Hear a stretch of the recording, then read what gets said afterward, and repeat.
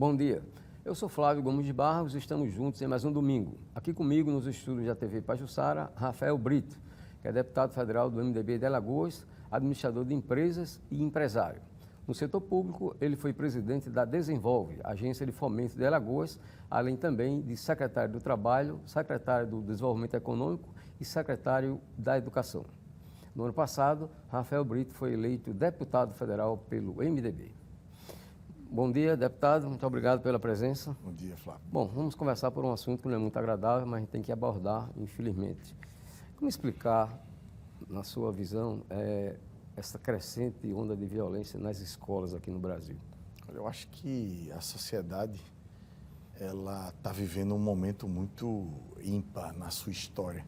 Eu andei pesquisando isso por esses dias, até falei lá na tribuna sobre esse assunto, e até 2002 nunca havia acontecido um crime premeditado numa escola no nosso país. E o que é que mudou de 2002 para cá? Muita gente fala da rede social, fala desse tipo de mídia que termina chegando e encorajando algumas pessoas a cometer essa brutalidade, esse crime, né? Escola é um ambiente sagrado, tem que ser seguro, é um ambiente onde as pessoas interagem com outras pessoas, toleram as diferenças e aprendem a se respeitar mutuamente. Na sua opinião, o que é que poderia ser feito para evitar essas tragédias? Eu acho, sabe, Flávio, que o poder público tem que dar um retorno, uma resposta urgente para isso. E aí, quando eu falo poder público, são todas as esferas. Não é hora de fazer política com casos como esse. Existe uma lei já aprovada, que é a Lei 13.935, que prevê, primeiro, uma criação de uma rede de proteção psicossocial dentro das escolas, com presença de psicólogos e presença também de assistente social. Isso já ajuda muito do ponto de vista da convivência, do bullying, de identificar antes de acontecer o crime. Mas eu acho que também, infelizmente, é preciso nesse momento uma resposta do ponto de vista também de segurança, né? Eu acho que a gente precisa pensar numa forma de tornar o ambiente da escola ostensivo para o crime. Esse último agora foi cometido numa creche. É uma coisa assim inimaginável, é difícil até de falar. Então, assim, a gente precisa também, eu sou contra isso, fui contra isso a vida inteira, mas no momento que a sociedade está vivendo hoje, é preciso ter uma situação ostensiva, infelizmente, dentro do ambiente escolar também. Ok, deputado. Bom, agora vamos à nossa pauta convencional. O ministro da Educação, Camilo Santana, suspendeu a implantação do novo ensino médio e também as mudanças no Enem. Qual a sua opinião a respeito? Eu acho que é o seguinte, uma certeza que a gente tem hoje em Brasília é que o novo ensino médio não fica como está. Ele não será revogado. Tem pessoas que defendem a revogação e a volta do sistema anterior. A gente já sabe onde o sistema anterior nos levou. E a gente sabe os problemas desse novo ensino médio. Então, é muito importante que esse diálogo seja amplo, ouvindo sempre professores e alunos, e a gente construa uma solução de meio termo, digamos assim, entre o antigo modelo e esse atual modelo. E aí, Flávio, eu acho que vai muito de recalibrar a questão das horas, né, porque ficou 60% de horas só de matérias comuns. Tem alunos de segundo ano, por exemplo, que estão tendo 2 aulas de matemática na semana, 2 aulas de português na semana. E isso é óbvio e fica claro que está descalibrado, porque nas outras horas ele tem aí 32 matérias que muitas vezes está desconectada com a realidade do aluno. Então, acho que, primeiro, eu gosto mais de sugerir do que de criticar. Eu acho que, primeiro, a gente precisa recalibrar essas horas de 60-40 para 70-30 ou até 80-20 e uniformizar os itinerários formativos, porque cada estado fez de um jeito. Não existiu, nesses últimos 4 anos, uma coordenação nacional de educação para dizer como isso deveria ser feito. Eu acho que tem que ter um cardápio, né, de itinerários formativos comum a todo mundo e dentro daquilo que está posto, combinado, as escolas e os estados escolherem o que é que vão implementar, né, dentro da realidade. Além disso, formação para professor, que também faltou. Deputado, como explicar o que seja o novo ensino médio? Olha, vou explicar de uma forma simples. Antes a gente tinha o ensino médio primeiro com 800 horas. Agora o ensino médio passou para 1.000 horas. Ou seja, foi melhor ampliar o horário? Com certeza foi bem melhor ampliar o horário. Quanto mais tempo o jovem estiver dentro da escola estudando, melhor será para a sua formação no futuro. Mas essas 1.000 horas não são das matérias tradicionais que eu e que você, por exemplo, Flávio, estudamos na nossa época, no ensino médio da nossa época. Hoje em dia tem matérias completamente diferentes a tudo que a gente imaginou. Por exemplo, eu estava lendo um dia desse uma reportagem e a matéria era assim: o que rola por aí, brigadeiro caseiro, mídias sociais, a minha vida com... Enfim, são coisas desconectadas. Então, a gente não pode, num momento como esse, tirar uma aula de matemática, tirar uma aula de português, para o aluno ter uma aula de brigadeiro caseiro. Mas, por outro lado, é importante que a gente crie nessa sociedade que é completamente diferente do que foi a nossa, um ambiente para a escola ser mais atrativa. E foi a ideia desse novo ensino médio, que era o aluno escolher, a partir do segundo ano, para qual matéria, para qual área ele tinha mais afinidade. E aí entra esses 5 itinerários formativos. Sendo que as escolas não conseguem oferecer os 5, esse é o primeiro problema. 50% dos municípios do Brasil, ou seja, mais de 2.500 municípios, só tem uma escola de ensino médio. E aí, por exemplo, tem uma escola que oferece 2 itinerários formativos. E o aluno queria escolher um dos 3 que a escola não oferece. Por exemplo, eu sou um aluno que gosto muito de matemática e a escola não oferece o itinerário formativo de exatas. Então, a escola que seria mais atrativa para mim, ela passa a ser menos atrativa, porque eu não estou estudando o que eu gosto. É mais ou menos isso. Então, eu acho que é preciso, sim, que a gente reveja muita coisa, mas os avanços e a ideia da essência do novo ensino médio, elas precisam continuar assim. Bom, na sua opinião, o que é que precisaria mudar no Enem? O Enem, ele estava mudando. Como você bem falou, houve uma portaria do ministro Camilo para que não mudasse o Enem, porque, na verdade, o Enem teria que se adequar a esse novo ensino médio. Como o ministro tem ciência que o Congresso irá rever a lei, isso é uma lei, não pode o ministro revogar, então só quem pode discutir sobre ela é o Congresso Nacional. Então, como o ministro sabe que o Congresso está, nesse exato momento, debruçado nas alterações e no aperfeiçoamento dessa lei, ele suspendeu as mudanças no Enem, mas é óbvio que o Enem, dependendo de como fique o Enem, ou como fique o novo ensino médio, terá que se adequar, porque eu não posso fazer uma prova do conteúdo do itinerário que eu não escolhi. Então, o Enem, se fosse o caso, a partir do próximo ano, ele seria 5 provas diferentes para cada itinerário escolhido pelo aluno. Então, isso estava muito complicado, não estava uma coisa que as pessoas estavam entendendo, isso está gerando dentro das escolas um montão de dúvida. Ontem mesmo um aluno me abordou lá em Arapiraca, dizendo assim, tio, eles me chamam assim, tio Rafa, a gente que está fazendo terceiro ano esse ano, ou seja, quem está no terceiro ano esse ano não está no novo ensino médio, ainda está no antigo. Só quem vive o novo ensino médio hoje são os alunos do primeiro e o de segundo ano. O Enem vai mudar para o ano. E se a gente não passar no Enem nesse ano, como é que a gente vai fazer o Enem no próximo ano se a gente não teve aula de itinerário? Então está causando esse problema, crise de ansiedade, os meninos escolhendo curso que são pouco concorridos para poder passar. Então a gente precisa dar uma resposta para isso o mais rápido possível. Essas mudanças na área da educação são realmente fundamentais para essa proposta do governo Lula? Eu acho que sim, eu acho que, sabe, Flávio, eu conheço o ministro Camilo desde a época que ele foi governador do Ceará. O ministro Camilo ele foi reeleito como o governador mais votado do país, com mais de 78% dos votos. O ministro Camilo saiu das suas 2 gestões com uma das maiores avaliações do Brasil e a educação no Ceará é a melhor educação no país hoje. Então, eu não tenho dúvida que, nesse momento, não tem pessoa melhor, de currículo melhor para estar à frente do Ministério da Educação, como é o ministro Camilo. Eu estou com muita confiança no trabalho dele. Ok, vamos a um breve intervalo comercial e, na volta, a gente continua essa entrevista com o deputado federal Rafael Brito, do MDB.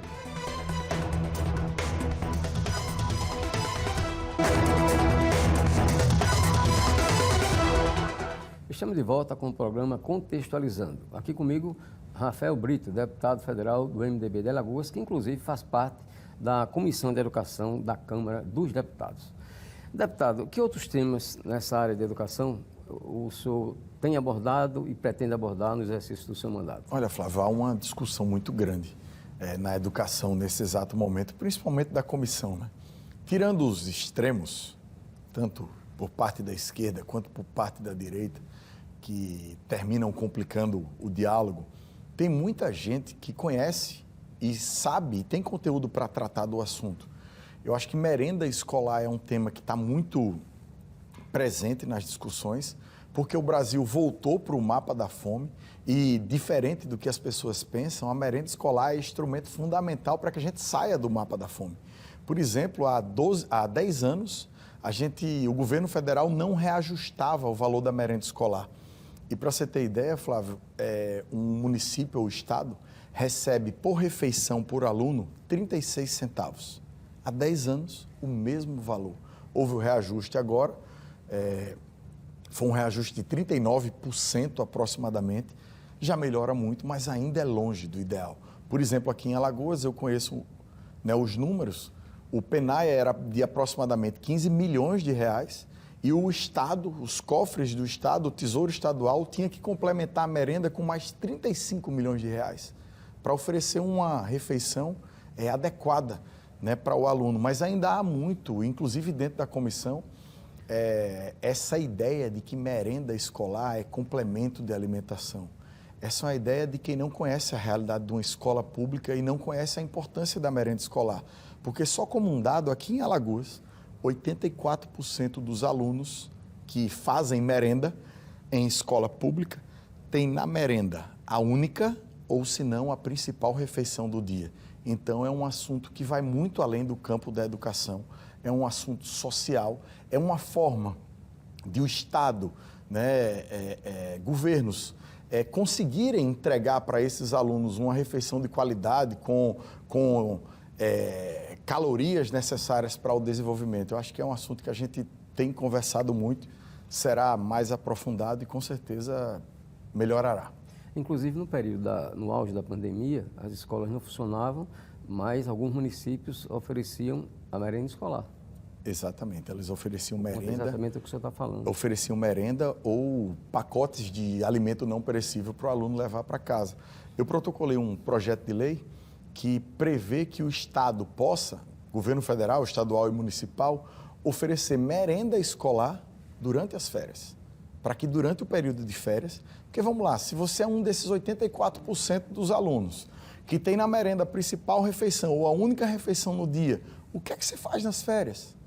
Tem aluno, Flávio, que fica de recuperação para ficar na merenda, essa que é a verdade. Eles ficam de recuperação mesmo para poder ter mais aquele período de alimento. Isso é muito sério.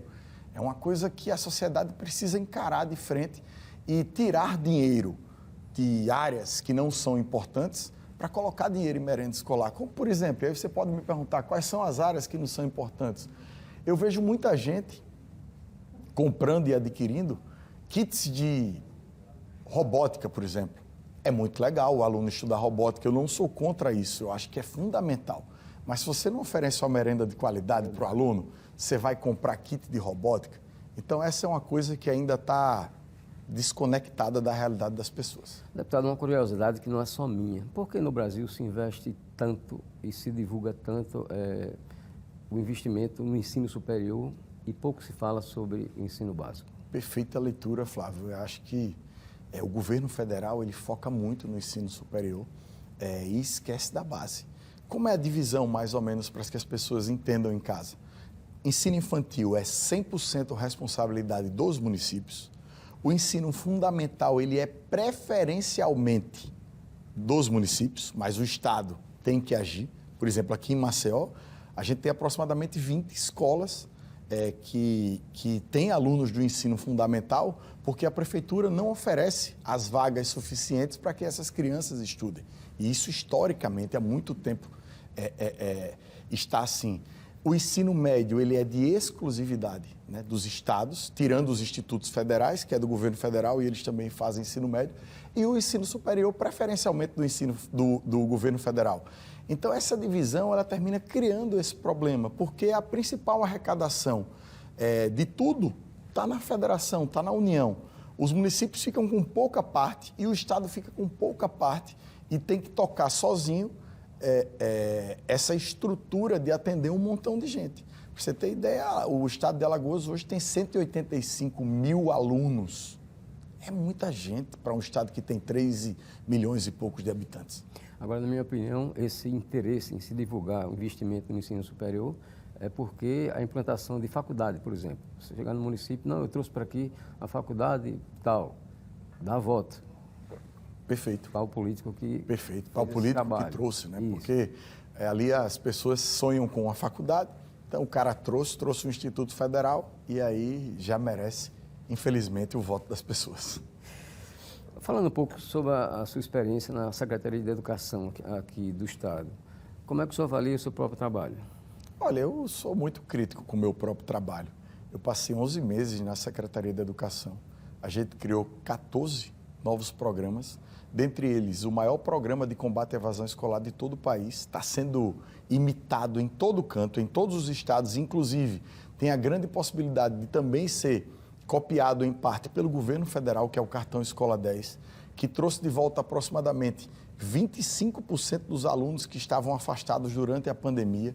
Então, assim, Cartão Escola 10, o professor mentor, Flávio, é um programa único. Cada turma hoje em Alagoas, cada turma, ele tem um professor responsável pelo acompanhamento dele durante todo o ano. Projeto de vida, bullying, busca ativa, recomposição de aprendizagem. Então, isso vai nos levar, com o tempo, para um local muito melhor do que o que a gente ocupa hoje. Esses programas são inéditos, né? Eu me orgulho muito, tive uma equipe muito bacana comigo por trás, as pessoas na educação, elas vibram muito com as coisas, isso é um tocante da educação que é apaixonante, mas eu sou muito crítico, às vezes eu entro numa escola e digo, poxa, eu podia ter feito isso, eu podia ter feito aquilo, mesmo tendo sido um trabalho de 11 meses. Mas eu acho que as pessoas gostaram, porque eu fui eleito, inclusive, deputado federal pela educação de Alagoas. E qual foi a sua maior dificuldade? A maior dificuldade, sem dúvida, foi no início, porque era um ambiente muito diferente, né? Eu fui secretário de Desenvolvimento Econômico, do Turismo, do Trabalho, era um ambiente muito diferente para mim. Eu cheguei, óbvio, com razão, com muita desconfiança naquele ambiente, um ambiente de professores, de alunos, de pessoas que, inclusive, naquela ocasião, poderiam ser tecnicamente mais qualificadas do que eu para assumir aquele cargo, óbvio, mas eu tinha muita vontade. Eu sempre tive muita vontade e, para mim, naquele início, foi muito apaixonante aquele ambiente de pessoas que careciam de atenção, que careciam de novas ideias, que precisavam, às vezes, resolver uma besteira e a má vontade do serviço público imperava e não conseguia resolver. E, como eu disse, consegui montar uma equipe muito bacana. As pessoas compraram a ideia e, em 11 meses, a gente fez um montão de coisa boa. E nesse início de mandato, como deputado federal, o que é que já pode apresentar como balanço? Olha, eu apresentei já nesses 60 e poucos dias 4 projetos de lei, né? 2, inclusive, tratam de merenda escolar. 1, prevê o reajuste automático da merenda pelo IPCA, para a gente não ter mais essa discrepância de anos sem reajuste. Nesse mesmo projeto de lei, prevê a questão da merenda escolar durante o período de férias. Apresentei um projeto de lei para que os municípios e os estados possam incorporar o custo com a merenda escolar no percentual constitucional do investimento em educação. Hoje eles não contabilizam, então termina-se gastando dinheiro em robótica e não gasta-se dinheiro em alimentação para os nossos jovens. Então é um projeto de lei que prevê isso. Um outro projeto de lei cria o piso nacional do motorista de transporte escolar. 8,5 milhões de alunos das redes do país inteiro são transportados por motoristas de transporte escolar. Cada um com um tipo de remuneração, cada um treinado de uma forma. Isso não pode dar certo. Essa categoria merece. E o outro projeto de lei, Flávio, que a gente falou agora há pouco, no primeiro bloco, na primeira pergunta, é aquele que cria um agravante para o crime cometido dentro do ambiente escolar. Na hora que o juiz for fazer a dosimetria do crime, ele vai estar no agravante, no atenuante, qualquer crime cometido dentro do ambiente escolar. Esse, inclusive, já na próxima semana, eu vou pedir regime de urgência para ser votado, aprovado, sem precisar passar em comissões. E qual é a importância, na sua avaliação, da escola em tempo integral? Para mim é fundamental. Eu sou um entusiasta da escola em tempo integral. E aí eu vou dar um dado para você. Quando eu assumi a Secretaria da Educação, Alagoas tinha 62 escolas em tempo integral. Em 11 meses, a gente transformou em 107 escolas em tempo integral. Porque como a gente sabe, né, o jovem dentro de sala de aula, o jovem dentro do ambiente escolar, praticando esporte, interagindo com os colegas, com professores, com servidores, tendo uma outra carga horária de conhecimento, sem dúvida, isso é muito melhor do que ele esteja na rua. Ainda é muito difícil aqui no Nordeste, escola em tempo integral. As pessoas não gostam, porque tem muita gente que precisa, infelizmente, que o filho trabalhe no contraturno da escola. Então, às vezes, quando a gente foi transformar uma escola regular em escola em tempo integral, a gente enfrentou uma resistência grande da comunidade, mas a gente enfrentou e instalou, sempre dizendo assim, olha, vocês podem estar achando ruim nesse momento, vocês podem estar achando que isso é ruim para vocês, mas com certeza no futuro vocês vão agradecer pela oportunidade que a vida deu de estudar numa escola em tempo integral. Como é que o senhor poderia explicar aquele projeto que foi executado desde a sua época, de premiar financeiramente o aluno que conseguir aprovação? Pois é, esse é o cartão Escola 10. A gente criou 3 formas de premiar o aluno. Uma, a gente usou por 2 anos, que foi a Bolsa Retorno, quando acabou a pandemia, né, quando voltou às aulas presenciais, então eles receberam R$500 em parcela única. E depois, no outro ano, Flávio, a gente criou essa Bolsa Retorno de R$500 também, se ele tivesse duplamente vacinado. Foi uma forma de deixar o ambiente escolar seguro, porque a gente ainda estava vivendo a pandemia da Covid-19. Isso foi um grande sucesso. Tem uma bolsa que dá R$100 todos os meses que o aluno tiver 90% de frequência em sala de aula, ou seja, se ele tiver 90% de frequência dentro de sala de aula, o professor que atesta, ele recebe R$100. E ele recebe R$2.000 quando ele conclui o ensino médio. Então, é um programa diferente de tudo que a gente já viu. Um dia desse eu tive a oportunidade de apresentá-lo, inclusive, para a ministra do Planejamento, né, para Simone Tebet. Ela, durante a campanha eleitoral, ela foi candidata a presidente da República, ela falou muito em Bolsa Poupança para o jovem do ensino médio, e era mais ou menos isso que a gente já havia implementado aqui em Alagoas. Bom, para finalizar, uma pergunta com conteúdo político. O senhor tem o seu nome lembrado para ser um candidato do MDB para prefeito de Maceió. Quais são as chances disso acontecer? Olha, eu acho que essa é uma decisão que cabe ao grupo que a gente faz parte. Tem muitos nomes, o MDB, tem o nome do Alexandre Aires, tem o nome dentro do campo, né, do Ronaldo Lessa, do Dr. Vanderlei. Então, assim, tem muita gente, mas eu não estou vendo, sabe, Flávio, essa discussão nesse momento. Está todo mundo muito focado no que está fazendo. O senador Renan liderando grandes discussões no Senado, o senador Renan Filho à frente do Ministério, o governador Paulo Dantas também aqui no governo. Não é um assunto que está, nesse momento, guiando e norteando o nosso trabalho, não. Ok, e você pode rever essa entrevista com o deputado Rafael Brito no YouTube da TV Pajuçara. O programa Contextualizando deste domingo termina por aqui. Um ótimo final de semana para todos.